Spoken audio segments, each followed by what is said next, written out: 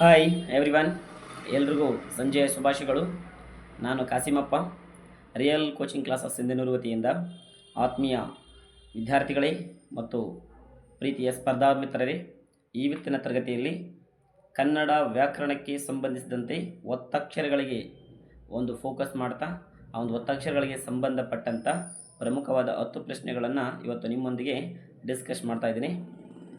ಮೊದಲನೇ ಪ್ರಶ್ನೆ ನೀವು ನೋಡ್ತಾ ಇದ್ದೀರಿ.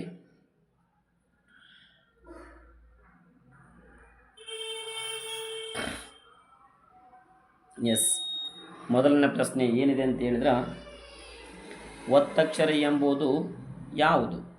ಸ್ವರಗಳು, ವ್ಯಂಜನಗಳು, 2 ಅಥವಾ ಹೆಚ್ಚು ವ್ಯಂಜನಗಳು ಸೇರಿ ನಿರ್ಮಿತವಾದ ಅಕ್ಷರ ಅಥವಾ ಲಕ್ಷಣ. ಯಾವುದು ಇದಕ್ಕೆ ಸರಿಯಾದಂಥ ಉತ್ತರ? ಒಂದನೇ ಪ್ರಶ್ನೆಗೆ ಸರಿಯಾದಂಥ ಉತ್ತರ ಯಾವುದು? ಒಂದನೇ ಪ್ರಶ್ನೆಗೆ ಸರಿಯಾದಂಥ ಉತ್ತರ ಇಲ್ಲಿದೆ ನೋಡ್ರಿ, ಆಪ್ಷನ್ ಸಿ. ಇದು ಸರಿಯಾದಂಥ ಉತ್ತರ. ಯಾವುದು?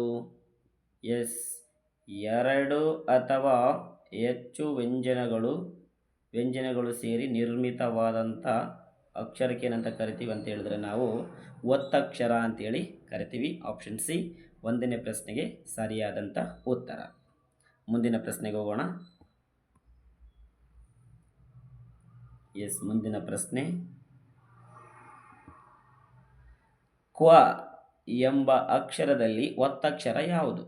ಕ, ವ, ಕ್ವ, ಕ ಪ್ಲಸ್ ವ. ಯಾವುದು ಸರಿಯಾದಂಥ ಉತ್ತರ?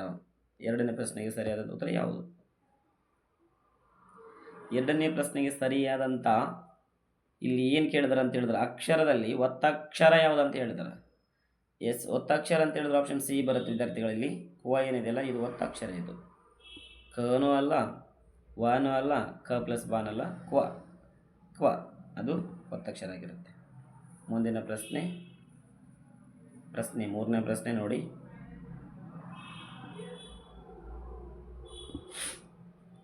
ಕೆಳಗಿನವುಗಳಲ್ಲಿ ಒತ್ತಕ್ಷರ ಹೊಂದಿಲ್ಲ. ಕೆಳಗಿನವುಗಳಲ್ಲಿ ಯಾವುದು ಒತ್ತಕ್ಷರ ಹೊಂದಿಲ್ಲ? ಶಕ್ತಿ ಒತ್ತಕ್ಷರ ಇದೆ, ಮುತ್ತು ಒತ್ತಕ್ಷರ ಇದೆ, ನದಿ ಒತ್ತಕ್ಷರ ಇಲ್ಲ. ಹಾಗಾದರೆ ಸರಿಯಾದಂಥ ಉತ್ತರ ಏನಂತ ಹೇಳಿದ್ರೆ ಆಪ್ಷನ್ ಬಿ, ಮುತ್ತು. ಮೂರನೇ ಪ್ರಶ್ನೆಗೆ ಸರಿಯಾದಂಥ ಉತ್ತರ ಅದು ಒತ್ತಕ್ಷರ. ಸಾರಿ ತಪ್ಪು ಹೇಳಿದೆ ನಾನು. ಅದಲ್ಲ, ಏನಂತ ಹೇಳಿದ್ರೆ ಇದಕ್ಕೆ ಸರಿಯಾದಂಥ ಉತ್ತರ ಇಲ್ಲಿದೆ ನೋಡ್ರಿ. ಯಾವುದು ಒತ್ತಕ್ಷರ ಹೊಂದಿಲ್ಲ ಅಂತ ಕೇಳ್ಯಾರ ಅವರು? ನದಿ ಏನಾಗಿಲ್ಲ, ಒತ್ತಕ್ಷರನ ಹೊಂದಿಲ್ಲ. ಇವಳಿಕೆ ಅದು ಎ, ಬಿ ಮತ್ತು ಡಿಗಳು ಒತ್ತಕ್ಷರವನ್ನು ಹೊಂದಿವೆ. ನದಿಗೆ ಯಾವುದೇ ರೀತಿಯಾದ ಒತ್ತಕ್ಷರ ಇಲ್ಲ. ಇದಕ್ಕೆ ಸರಿಯಾದಂಥ ಉತ್ತರ ಬಿ, ಸಿ ಆಪ್ಷನ್. ನಾಲ್ಕನೇ ಪ್ರಶ್ನೆ. ಎಸ್, 3 ಎಂಬ ಅಕ್ಷರದಲ್ಲಿ ಯಾವುದು ಒತ್ತಕ್ಷರ? ತ, ರ, ತ್ರ, ತ ಪ್ಲಸ್ ಸಿ. ನಾಲ್ಕನೇ ಪ್ರಶ್ನೆ ಯಾವುದು ಸರಿಯಾದಂಥ ಉತ್ತರ? ಒತ್ತಕ್ಷರ ಯಾವುದು? ಆಪ್ಷನ್ ಸಿ ಸರಿಯಾದಂಥ ಉತ್ತರ. ಆ್ಯಕ್ಚುಲಿ ಇದು ತ್ರ ಅಲ್ಲ, 3ನೇ. ಅದು ಕೂಡ ರೈಟ್. ತ್ರ ಅಂತ ಕೊಟ್ಟಿದ್ದಾರೆ, ಅದು 3ನೇ. 3 ಎಂಬುದು ಒತ್ತಕ್ಷರ. ಮುಂದಿನ ಪ್ರಶ್ನೆ, 5ನೇ ಪ್ರಶ್ನೆಗೆ ಹೋಗೋಣ.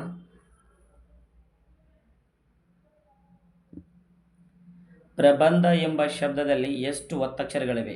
ಬರೆದು ಬಿಡೋಣ. ಪ್ರಬಂಧನ ಅಲ್ಲಿ ಬರೆದಿದ್ದಾರೆ ನೋಡ್ರಿ. ಪ್ರ ಇದೆ ಒಂದು, ಪ್ರ ಒತ್ತಕ್ಷರ, ರೈಟ್. ಪ್ರ ಒತ್ತಕ್ಷರ. ಆಮೇಲೆ ಯಾವುದಿದೆ ಒತ್ತಕ್ಷರ ನೋಡ್ರಿ? ದಕ್ಕೆ ಯಾವುದೇ ರೀತಿ ಒತ್ತಕ್ಷರ ಇಲ್ಲ. ಪ್ರಬಂಧ ಎಂಬ ಶಬ್ದದಲ್ಲಿ ಎಷ್ಟು ಒತ್ತಕ್ಷರಗಳಿವೆ? ಒಂದೇ ಇದೆ, ಪ್ರ, ಅದು ಒಂದೇ ಒತ್ತಕ್ಷರ.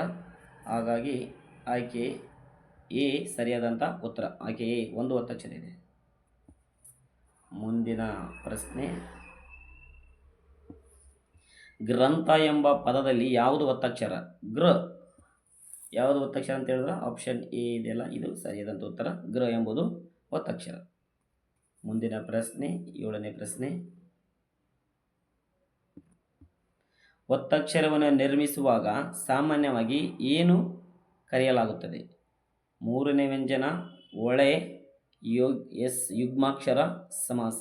ಒತ್ತಕ್ಷರವನ್ನು ನಿರ್ಮಿಸುವಾಗ ಸಾಮಾನ್ಯವಾಗಿ ಏನು ಕರೆಯಲಾಗುತ್ತದೆ? ಈ ಪ್ರಶ್ನೆ ಸ್ವಲ್ಪ ಗೊಂದಲಮಯವಾಗಿದೆ. ಪ್ರಯತ್ನ ಮಾಡಿ ಯಾವುದು ಉತ್ತರ ಇದಕ್ಕೆ, 7ನೇ ಪ್ರಶ್ನೆಗೆ. ಎಸ್, ಇನ್ನೊಂದು ಹೆಂಗೆ ಕೇಳ್ಬೇಕಂತ ಹೇಳಿದ್ರೆ, ಒತ್ತಕ್ಷರವನ್ನು ನಿರ್ಮಿಸುವಾಗ ಸಾಮಾನ್ಯವಾಗಿ ಏನು ಉಂಟಾಗುತ್ತಾ ಅಂತ ಕೇಳ್ಬೋದು.